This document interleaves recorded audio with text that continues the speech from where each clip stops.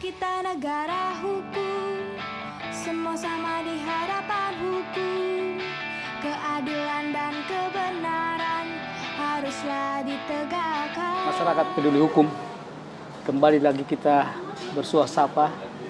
Saya saat ini bertemu lagi dengan rekan sahabat saya, yaitu Dr. Hendrik Cihaman, SHMH. Apa kabar, Bung Hendrik? Wah, baik, Masa selamat sore. Kalaupun salaman terpaksa harus seperti itu. Bung Hendrik, gimana kabar selama masa yang kita alami bersama tentang wabah COVID ini? Ya, memang gini kan, COVID ini kan sudah wabah dunia. Segala-galanya sudah diatur dan Indonesia juga termasuk salah satu itu. Karena kita tata asa, saya ikutinlah apa yang dikatakan oleh pemerintah. Memang membuat suasana batin ini kan jadi agak nyeri-nyeri sedap. Ya, kenapa ngeri-ngeri? Ada rasa takut juga, was-was juga kita kan. Bertemu begini kan agak susah. Namun kita bersyukur hari ini kita bisa di sini. Karena sudah new normal. Paling tidak kita itu harus bersyukur juga. Sudah ada keberhasilan dari pemerintah ini. Ya. Itu kita harus bersyukur juga kepada pemerintah ini. Ya. Tapi ya kita juga harus tetap dukung. Cuci tangan. Ya, pakai masker ini kan, ya, pakai masker. Kemudian juga ya sering-sering jaga jarak. Nah ini yang biasanya berempat, sekarang kita berdua. Iya. Ya, tapi sudah kita lalui berapa bulan sepertinya terbatas sekali ya. Walaupun kalau saya lihat di pengadilan ya tetap aja seperti kami kemarin sidang masih di Bandung atau di Jakarta ya, tidak ada penundaan sidang. Syukurlah masih bisa kita beraktivitas. Tetapi saat ini Bung Hendrik, saya ingin berbincang-bincang. Kan Bung Hendrik ini kan udah bisa katakan sekitar berapa tahun? 30 atau 35 tahun ini? 35 tahun lah, sudah kita 5 tahun. 35 tahun ya? Jadi advokat ya? Jadi advokat, jadi ya 35 tahun ini sudah bergelut dari masa-masa nggak bagusnya. Oh dari awal ya? Dari awal, dari dulu kita ini kan orang tidak mau jadi advokat. Apa itu profesi itu kan? Saat itu orang merasa tidak begitu tertarik kepada advokat. Tapi sekarang bagaimana perkembangan? Sekarang ini jadi seksi rebutan. Rebutan? Kenapa kira-kira jadi rebutan? Nah ini problem. Ya. Satu, itu merupakan ya suatu perkembangan yang luar biasa. Tapi ini jadi masalah, problem bagi profesi advokat itu sendiri. Kita sedih. Ya, sedih dengan adanya advokat ini begitu semua orang. Faktanya itu boleh saja semua orang memilih proses kalau padahal ada undang-undang. Ya memang kan udah diatur di dalam Undang-Undang Nomor 18 ya tahun 2003 tentang advokat. Ya bagaimana untuk syarat menjadi advokat. Tapi gini, tertarik saya, justru sangat tertarik ini karena katakan ada perubahan yang dulu ke sekarang ya. Sesuai dengan juga aturan. 2003 kan udah ada aturannya, pasal 3 kalau nggak salah. Syarat menjadi advokat itu justru di situ diatur usia minimal, padahal usia maksimumnya nggak diatur. Bagaimana pandangan Bung Hendrik ini? Ini gini, dulu kan pembuat undang-undang ini tidak berpikir, ya, tidak terlalu jauh bagaimana perkembangan profesi advokat ini ke depannya. Itu kan 2003. Ya sekarang ini sudah 2020, sudah 17 tahun ya? Ya. Karyanya sih bagus. Undang-undang advokat ini kan lahir untuk memberikan satu kepastian tentang pilihan pekerjaan, pilihan profesi. Itu bagus. Itu mengatur syarat menjadi advokat. Mulai dengan ilmu pengetahuan ilmu hukum, sarjana sertifikasi, itu ada sarjana ijazah. Dan salah satunya itu menempatkan umur. Ya. Umur ini pada waktu itu kan 25 tahun.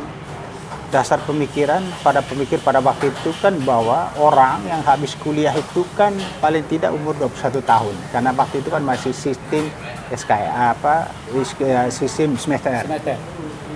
Jadi orang sudah diperkirakan orang akan menjadi tamat itu paling cepat itu umur 21 atau 22. Nah, jadi kalau mau dia menjadi advokat, ya dia mesti ada magang dulu. Magang 2 tahun. Jadi diambil pas lah itu. Artinya secara matematis umur itu bolehlah minimal. Tapi mereka tidak pernah berpikir bahwa ini nanti akan menjadi profesi yang jadi rebutan. kita juga tidak iri hati, tidak sirik dengan banyaknya orang berminat jadi advokat, malah itu bagus karena ada kompetisi di situ. Tapi profesi ini kan seharusnya juga memberikan batasan yang jelas. Tidak saja minimal, tapi juga harus maksimal. Ya. Kenapa maksimal? Ini pilihan. Pilihan pekerjaan. Janganlah ini menjadi pilihan sampingan. Ya. Janganlah ini menjadi pilihan orang yang tidak laku di mana-mana, tidak lulus, tidak mana ke profesi lain. Akhirnya lari ke sini yang umurnya itu sudah tua-tua. Kita tidak benci dengan orang pensiunan, tidak. Tapi secara regulasi, karena ini advokat mengatur advokat secara khusus, itu mesti ada minimal dan maksimum. Ya. Maksimum itu yang masih bagus itu adalah 40 atau ya 50 tahun lah, 40-50 tahun. Saya rasa tepat, karena apa? Polisi kalau nggak salah ada batas umurnya. Jaksa juga, hakim juga, gimana menurut? Sementara advokat tidak ada batas umurnya. Itulah, ini kalau apalagi kalau kita ya menggunakan metode komparasi, perbandingan di antara law enforcement itu sendiri. Advokat itu adalah profesi sebagai penegak hukum juga. Ya. Dia tuh sama kedudukannya dengan yang namanya jaksa, hakim, KPK, atau hakim, polisi. Kan sama, law enforcement, menegakkan hukum. Itu saja untuk menjadi semua polisi, jaksa itu ada batas umurnya maksimum. Kenapa? Itu soal pilihan. Ya. Soal pilihan. Kenapa? Intinya itu kan mereka ingin bahwa pilihan itu harus bertanggung jawab secara hukum, ya, secara moral, apalagi. Karena kalau orang dari awal memilih itu, dia akan berbeda. Tapi kalau orang itu menjadi orang semua sudah di atas itu, semua orang mau, wah itu repot. Oh, jadi seyogianya harus ada batas maksimum berapa? Seperti kalau nggak salah hakim itu, cakim itu 32 tahun maksimal. Kalau calon jaksa juga kalau nggak salah itu sekitar 35 ya. Sementara kalau advokat sama sekali nggak ada. Nggak bisa. Itu nggak bisa. Ini kan hukum khusus kok. Ini hukum yang mengatur profesi, mengatur pilihan. Ya. Tidak boleh disamakan. Tidak bisa. Tidak bisa disamakan. Oh, nggak bisa minimal gitu, nggak bisa. Tapi gini Bung Hendrik, sebaliknya kenapa advokat juga bisa menjadi hakim agung? Nah, Itu. Hakim Kan Agung itu ini kan, sebaliknya ditanya. lihat lagi. Hakim Agung itu karena pilihan khusus. Mesti doktor. Oh ya, syaratnya S3 ya? Mesti S3. Pengalaman juga begitu, pengetahuan juga, punya integritas. Lain lagi, syarat lebih khusus lagi. Kenapa? Pengembangannya itu apa? Lahirnya dia beda lagi. Kalau di sana itu adalah orang sudah tidak berbicara soal fakta. Ya. Tapi hanya bicara soal juris yang abstrak semua. Ya. Tapi kalau jadi advokat, dia mesti tahu faktanya, mesti tahu hukumnya. Dia juga di situ, betul dia harus pengetahuan fakta dengan hukumnya. Tapi itu apa? Ukurannya itu apa?